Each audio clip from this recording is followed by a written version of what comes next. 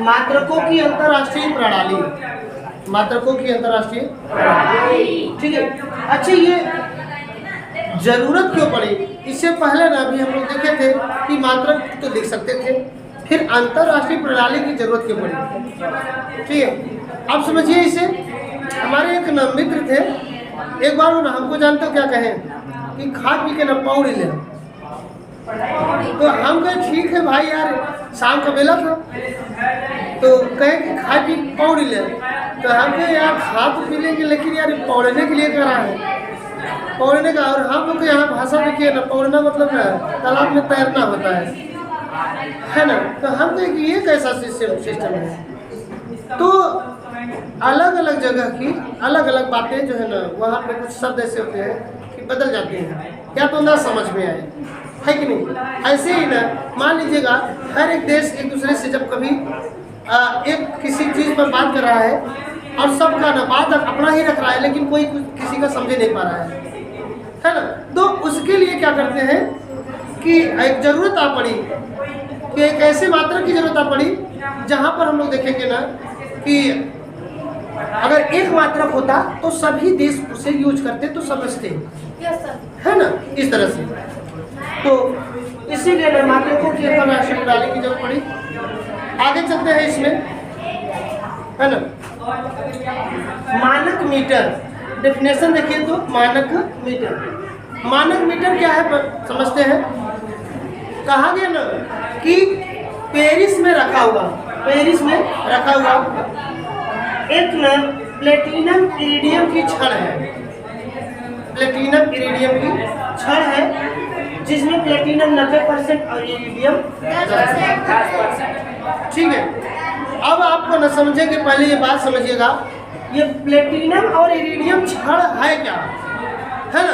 तो इसको ये ना, जैसे अपने यहाँ देखिएगा सबके घरों में ना तो गैस वाला चूल्हा होगा, तो जिस पे खाना बनाया जाता है और उसका लोहा जो ना देखोगे तो थाली की तरह चमकता है, थाली की तरह चमकता है।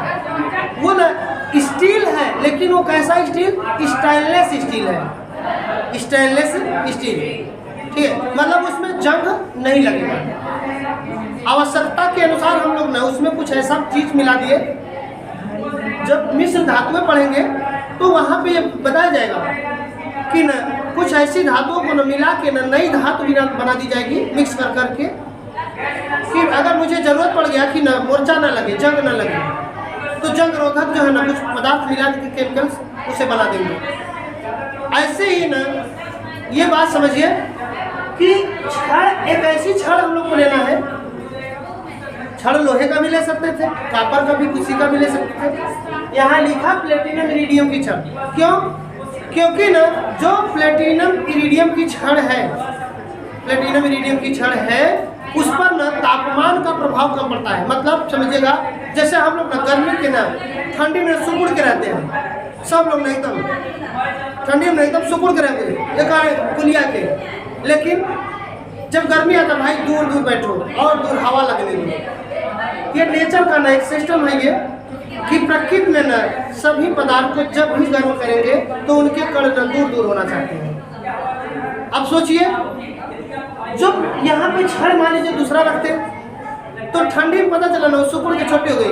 अब मुझे यही पेन है, अब पता चला ये धातु होता और ठंडी में ना थोड़ी सी लंबाई कम, अब उससे ना माप की कोई चीज लेके गए दूसरा चीज, तो लंबाई हमको छोटी मिल गई, लंबाई छोटी मिल गई।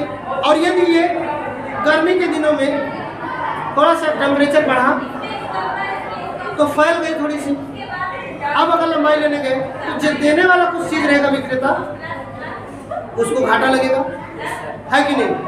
तो इस तरह से हम लोग बात करते हैं यहाँ पर कि ऐसा करते हैं ना कि देखो टेम्परेचर पाने पर हर धातुएं जो है ना वो कोई भी पदार्थ है फैलना चाहती है या फैलेगी, लेकिन ये तो हम लोग कर सकते हैं कि बहुत कम फैले, न के बराबर, उसमें प्रसार हो लेकिन न के बराबर हो।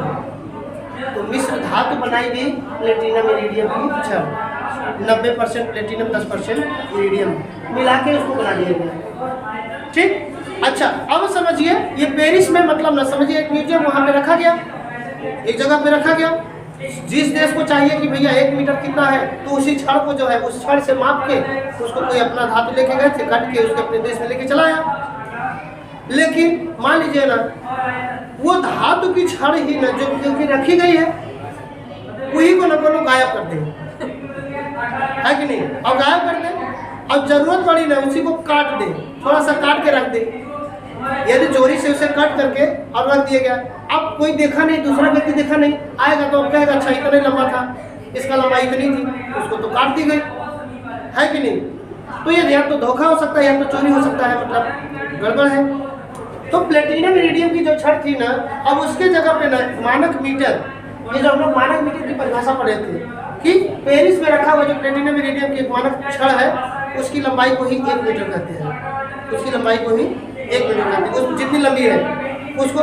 अब लेकिन दिक्कत थी ना उसको क्षति होने की, इसीलिए क्या किया गया, 1960 में अंतर्राष्ट्रीय सम्मेलन हुआ।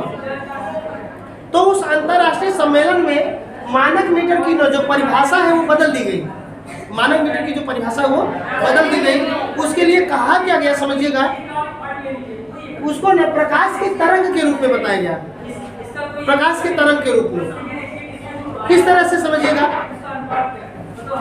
जैसे ना हम लोग ना 2 जगह के बीच ना यहाँ से यहाँ तक की दूरी, ये है ना, मान लीजिएगा 36 जो है ना मीटर है, और इसको हम लोग ना यदि 4 सेकेंड में तय कर रहे हैं किसी वस्तु के द्वारा, किसी ना जैसे कार है या कोई चीज़ ऐसी है, तो हम लोग की जो चाल होगी वो कैसे बताई जाएगी, तो हम लोग कहेंगे इसी को भाग दे दो, तो 36/4 9 मीटर पर सेकेंड आ गया। अब समझिए, इसका मतलब हर एक सेकेंड में हम लोग 9 मीटर गए हैं, है ना? अब यहाँ पर समझिएगा, ये क्या बोल रहा है कि प्रकाश को ना देखिएगा, मानक मीटर को ना प्रकाश तरंग के रूप में बताया गया, प्रकाश तरंग के रूप में। किस तरह से कि शुद्ध क्रिप्टॉन है ना 86 से निकली नारंगी प्रकाश, क्रिप्टॉन से नारंगी जो प्रकाश निकलेगी, उनके तरंगों की संख्या, यदि उनके तरंगों की संख्या, जैसे ना सब व्यक्ति को 4-5 व्यक्ति को सटा के ना 10 व्यक्ति खड़े कर दो इतने लंबाई में, तो उनकी लंबाई इतनी हो गई। ऐसे ही जो तरंगों की संख्या है, यदि तरंगों की संख्या इतना हो जाए, ये इकाई, दहाई, सैकड़ा, हजार, 10,000, लाख, 16,50,763 और 10.73 तरंगे, है ना? तो शुद्ध क्रिप्टॉन 86 से निकली नारंगी प्रकाश की जो तरंग है, इतनी अगर एक साथ हो जाएगी तो उतनी लंबाई को ही हम लोग नाम दे देंगे 1 मीटर। ये अब बताओ, अब कोई प्रकाश को चुरा लेगा क्या? फिर से जो है क्रिप्टॉन से फिर से तरंग निकाल लो, है कि नहीं? तो आराम से हो जाएगा काम। इसीलिए मानक मीटर को अब जो है अंतर्राष्ट्रीय में प्रकाश के तरंग